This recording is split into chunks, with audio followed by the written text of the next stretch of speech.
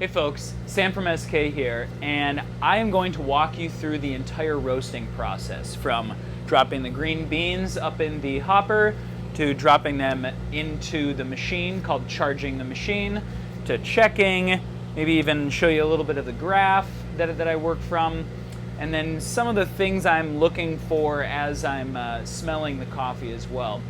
And then I'll do the drop as well into the famous cooling tray. That's all the images everybody sees. So here we go. All right, so to start, basically what we do is we measure out how much coffee we're gonna do. Most of our coffee is measured in grams, so roughly 340 grams per 12 ounce, 453 per pound of coffee, right? What that translates to, I have a general calculation of how much weight is lost as you roast. So for every 12 ounce bag, I put in 400 grams of green coffee. So I multiply that, I get a big number, and then I divide it by pounds, and then I weigh it. So that's a lot of different math going on. It's easy math, but still, there's different conversions. But so far, it's worked out really well. We have very little waste, mostly because we do all roasting to order.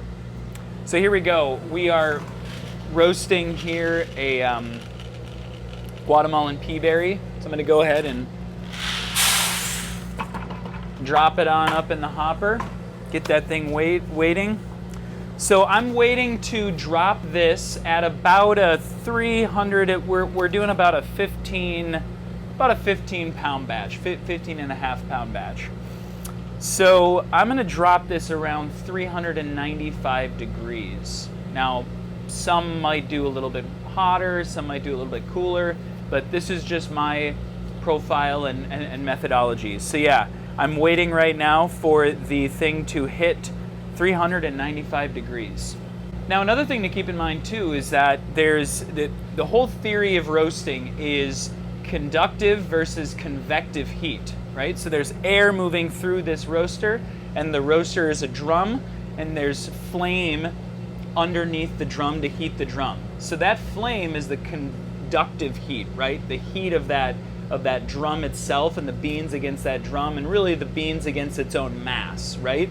From that heat, from the flames.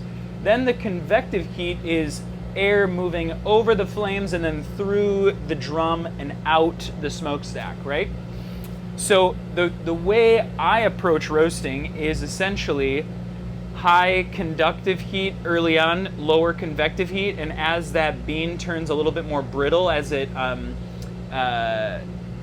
loses its moisture and starts to caramelize, I go down in conductive heat and move up to convective heat, okay?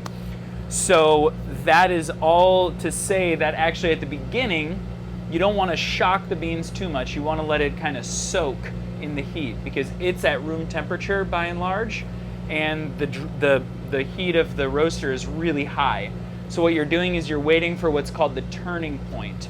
It's a lot of jargon to just say that like cooking onions, maybe sometimes you put them on when you're caramelizing onions, you put them on before it's super high heat, right? So it's a slow up, and then you're slowly caramelizing that throughout. So that's kind of what we're trying to do, dropping it, letting it ease off, and then as they start heating up along with the drum, that's when we apply a lot of heat.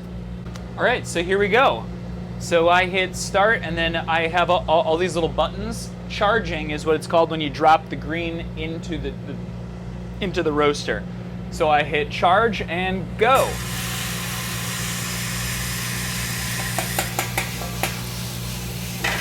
Sometimes the green beans get caught up in there. So now what we're waiting for, I turn my hat on backwards because I got to get right up to this trier here in order to smell and see and experience the sensorial experience of what the beans are going through. But what I'm looking for now is when the coffee is dry, okay? It's got about a 10 to 11% moisture rate, more like 9 to 11. It kind of drops as it ages a little bit. So we're basically trying to remove the water first from this. So heating it up, removing that moisture. At around a minute, I turn up the flame just a little bit to kind of encourage that drying phase, or rather that turning point. And then I just put up the air just a tad. So first I'm kind of waiting around for the turning point, like I mentioned. And I kind of have a calculation. As it turns, I don't do it all the way right away. As the beans and the roaster start heating up at the same time, that turning point, I start to slowly add heat around a minute 45 to 2 minutes. So right now it's gonna hit at about a minute 34. So now I start to slowly increase that flame rather, all the way up to, I'm gonna go to about 4 bars of pressure. I believe that's what this is, water column pressure basically. So I'm gonna go just above 4, kind of 4.5 to 5 here. And then now, I basically wait for that drying phase. So I'm constantly checking the tryer here. I'll show you how I do that.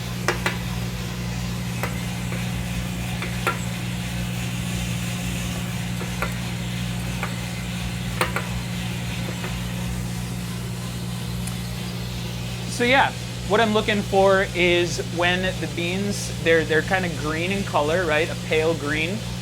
What I'm looking for is a yellowing or even a slight browning, sort of a khaki color, right? Trying to move away from that green, and that's when we know that really all the moisture is gone, and now we're starting to caramelize. We're ramping up to the caramelization, which is the final phase. 3 phases of the roast. Dry phase, which is what we're in.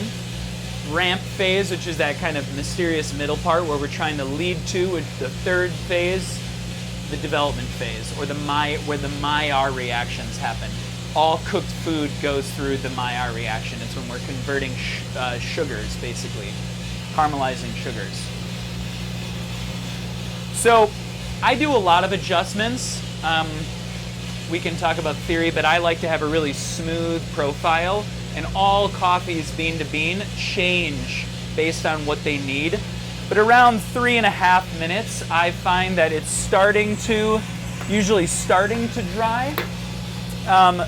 But I can kind of remove a little bit of heat because it's already starting to get a little bit brittle, and it doesn't need all that heat to do its job, right? I usually will increase the air a little bit. So every reduction in flame, I do an increase in airflow. My own personal theory, everybody has their own, but our coffee seems to come out palatable, so it seems to work, right? So yeah, around between 4 and 5 minutes is when the dry phase will happen. It really depends on the batch size that you're dealing with. It's hard for you to see exactly what I'm doing here, but this little tryer has a kind of a little basket, and you turn it and it grabs, as the beans are spinning, it grabs a chunk of the beans, and you get to look at what, representation of the rest of the batch itself. It's getting really close. What I like to see is an even dry as well. This is a wash process, so it's by and large going to be really clean and even drying and even ramping up and even Maillard reaction. Some coffees, like some really rich or highly produced or processed naturals, sometimes have a little bit of an unevenness just based on how the cherry dries around it at the farm, but you can mitigate some of those things. All right, so dry end, I mark it, and I reduce this heat quite a bit, because now it's going to ride itself, and that I'm going to turn my air up to about 50 to 55% of its max capacity. And what you're looking for is essentially, the mantra is to always be slowing down the increase of heat, right? So increase in temp rather. So let me say it again. The mantra is always to slow down the increase of temperature in the roast. So what you're usually trying to map, actually, in my opinion, it's easiest, is to map the rate of rise, which is a calculation, because it's hard to see just what that graph is. So basically the temp goes high, goes down, and kind of slowly goes like that. That's a good, nice graph for at least specialty grade light to medium roasts, right? But it's hard to kind of see what speed, or mapping the speed at which it is increasing its heat. You always want it to be slowing down. So again, I like to make a lot of little micro adjustments to really smooth it out, because the roast is not, there are not hard set moments that, because there's hundreds, tens of thousands of beans in here right now, or more than that, right? Thousands and thousands, and so each bean acts a little differently, so there's never a sort of, all right, here's now, make an adjustment. So I like to kind of smooth and massage those roasts out. So I like to kind of continuously, slowly decrease the flame, increase the airflow. So the next phase, what you're listening for, is literally a crack, a pop in the machine. It's like popcorn, quite literally. It's called first crack, and we only go through first crack in specialty coffee by and large. You're usually doing a lighter to medium roast, so to speak. But first crack, now we're listening for it, and with my specific probes in this machine and how this is all configured, usually that first crack is happening between 360 and 370 degrees, at least what is seen on my graph. So we're at about 350. These beans are quite brittle now by this point, so they don't need too much of encouragement from heat. I see the conductive heat as a little harder heat, and the convective heat is a little softer because it's hitting the beans kind of equally, right?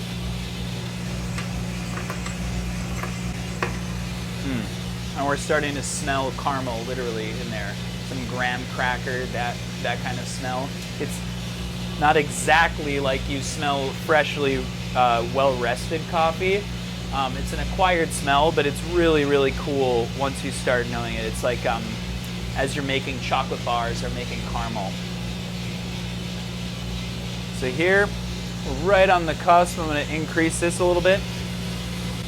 All right, I heard it.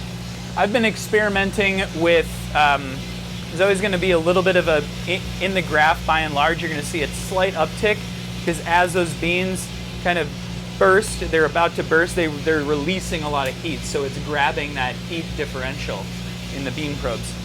I'm experimenting right now with a slightly more intense and shortened Maillard phase. So I actually I used to slowly apply all of the airflow, but now I am applying it pretty quickly in the development phase. So I just want to keep the heat on it, make sure.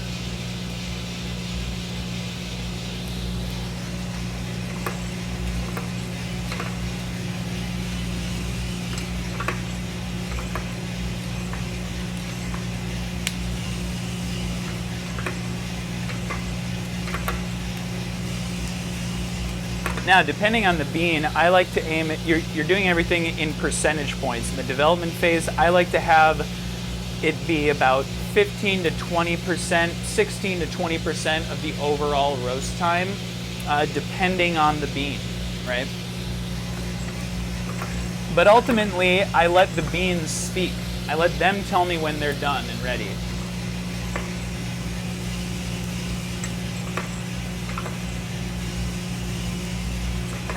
And what you're kind of smelling for is a really nice sharp sweetness. Almost smells like burnt sugar.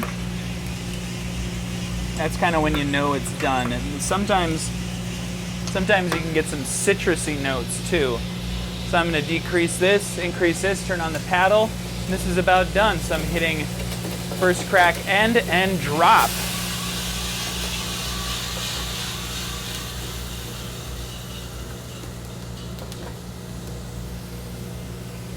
All right, so this is basically the shape of the graph that we're looking for here for a typical roast. It might be a little longer roast, it might be a little shorter. It really all depends on the density, bean, and batch size, and all other characteristics about that coffee.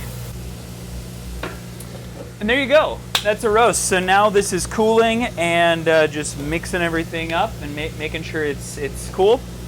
And it's really kind of fun. So yeah, I hope this was helpful. This is a general idea of how we're roasting at SK Coffee. If you want to learn more, shoot me an email. Just find contact information on our website, and I'll get back to you ASAP. And we can try and schedule a tour of the roastery and have a personal session. Obviously, when everything is safe after COVID. This is being recorded during the COVID pandemic. So when everything is safe, love to have you at the roastery.